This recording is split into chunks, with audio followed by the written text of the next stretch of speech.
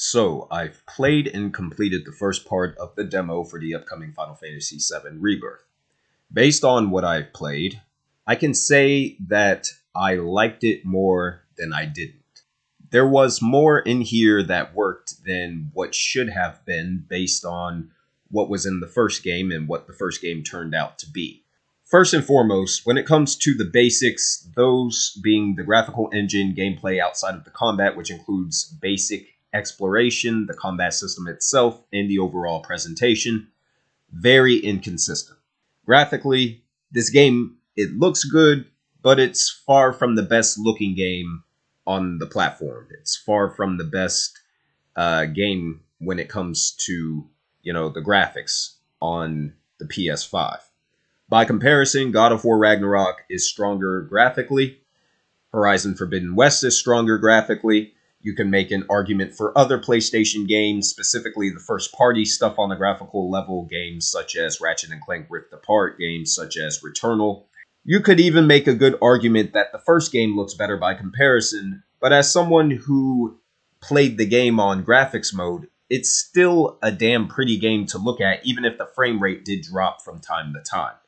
Didn't play around with performance mode, and even on graphics mode, there were some minor moments when things did get a bit blurry, especially with the camera zooming in on NPCs, which you won't really catch during a recorded video, but it is very noticeable in person on my TV, and I do have a 4K TV with the HDR turned on. Aside from that, it's a strong game graphically. There were some people that were complaining about the game, both with the performance mode and the graphics mode. I'm not going to get into all that because, quite frankly, it's a nothing burger.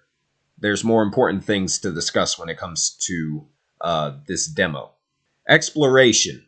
When it comes to the exploration, at least from what's presented here, as far as I'm concerned, it's half and half. You're given a much larger playground to interact with. That is when the game actually allows you to interact with said environment. It baffles me that when you're on a mission, the game will decide to funnel you along the path that you need to go and actively discourage you from deviating outside of that path almost completely. The majority of this demo in the first half is spent following Tifa during Cloud's backstory in Nibelheim, and the game went out of its way to stop me from going outside of the path of where she was guiding Cloud and Sephiroth. It was head-scratching that I couldn't step off to the side at times to see what was over my immediate field of view. It's a very controlled environment when on an active mission, and considering this part of the game, which is essentially the start of the final product, has next to no room for encouraged deviation, I didn't get to see what the actual open-world gameplay is like. There is a part 2 of this demo that hasn't been released as of yet, which is pending an update. However, I doubt I'll be making a video to comment on that when it comes. Regarding the combat system and the menus to go along with it, much of this is very similar to what was in the last game when it comes to the combat system. The game still wisely encourages character switching and forces the player to think about what they're doing. I will say that there were 2 things that I can see will definitely be a problem in the final product, and these problems weren't in the first game. The first issue was actually a fault from the last game, which is the lack of a jump button. In the last game, the characters would auto-jump to targets that were airborne. That problem not only carries over to Rebirth, but it's actually made worse than it was in Remake. Not only do you still not have a jump mechanic, but now the character you're controlling in combat doesn't auto-jump unless the enemy is knocked in the air from, like, a spell, a magic spell. And this demo was full of flying enemies. There were moments when a target was in the air and I could do nothing but swipe at the air directly beneath them because I couldn't jump up to them to do anything about it. Huge problem. Huge problem. Another issue that I can see being an issue in the final game is the camera. There was this multi-legged creature that Cloud and Sephiroth had to team up to face, which, by the way, I remembered this thing from the original Final Fantasy VII. And I just want to give my kudos to Square Enix for updating this boss into a very detailed modern graphical engine. This boss was basically a tutorial in how to use the synergy command, which allows 2 characters to perform a special ability together its use clearly intended for times when a target is marked as pressured to quickly build the stagger bar, which adds another layer of strategy to the game. The problem I was having in this fight is the size of the boss itself.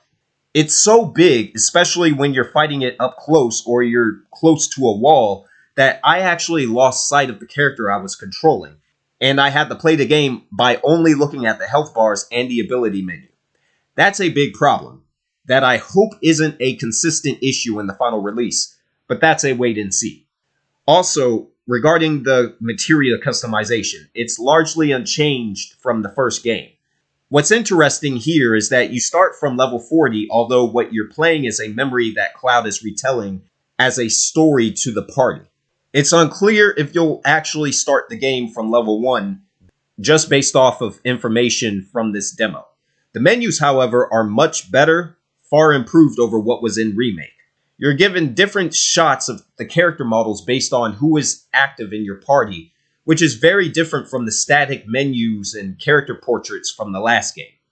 That's not something they had to change, but it's a change I personally welcome. Finally, there's the story.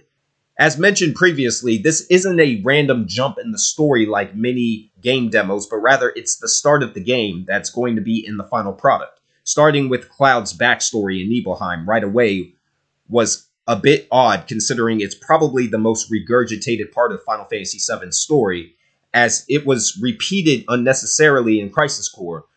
I think it's a good change here.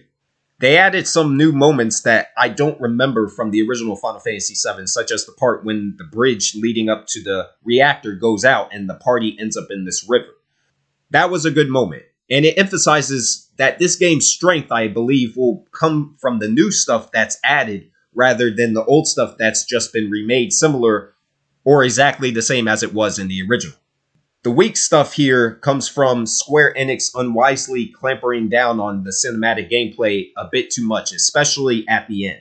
Cloud limping very slowly, and I mean very slowly, and crawling very, very slowly on the ground while Sephiroth is slaughtering the townsfolk really started to drag down the pacing, which is never a good thing.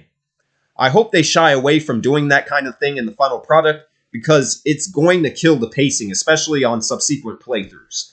And what was with this scene where the townspeople who are armed with firearms have this confrontation with Sephiroth, and none of them bother to aim their weapons at him to pull the trigger. And he just walks up to them very slowly with a sword, and they have all the opportunity in the world to do something about it, and they just stand there looking like a bunch of idiots. That was a very unrealistic scene, even for a game, a fantasy game such as this. And in my mind, I was just thinking, like, how fucking ridiculous is this? But I suppose in Square Enix's defense, if they had developed the townsfolk to actually fire their guns at Sephiroth, because, you know, a sword versus a gun, the gun always wins, right? If they had done that, Sephiroth would have died, and then you know the game would have just ended at that point. Very, very stupid. I really hope they don't have more moments like that, because that really killed my immersion. Overall, I thought this was good. I didn't think it was great. There's some things in here that really don't make sense, such as the vacuuming part, which also killed the pacing. The pacing seems to be a big problem with this demo, and it's something that could carry over to the final product, although this is an open world game, so that can open up a Pandora's box full of issues that, have been undiscovered just as of yet, because, the game hasn't been released yet. And then, some other things that they put in here, such as the newer platforming elements, very clunky and just not as smooth as a game like Tomb Raider or the Uncharted series, as far as that stuff goes. But again, overall, it was good. Definitely a lot of room for improvement. There were some things that was in here, such as, again, the terrible aerial-based combat, which has been made worse in this game due to the characters not, auto-jumping at, airborne enemies, which, wasn't an issue in the last game, or at least it wasn't as big of an issue as what was in the last game. So overall, I enjoyed it, and hopefully the final game will hold up, and that's coming from someone who was 50-50 on the last game. And just based on my judgment with this demo, it appears that I could have a similar opinion to this game. Thus far, this looks like the game that everyone envisioned more than 20 years ago, when all we had were these blocky PS1 graphics, and when Square Enix announced this remake project years ago, this is the game that, everyone thought, in their head, what it would look like, having a modernized, remake of Final Fantasy VII. This is the game that everyone wanted from the get-go, from the beginning. Hopefully, the game lives up to standards when it comes out later this month.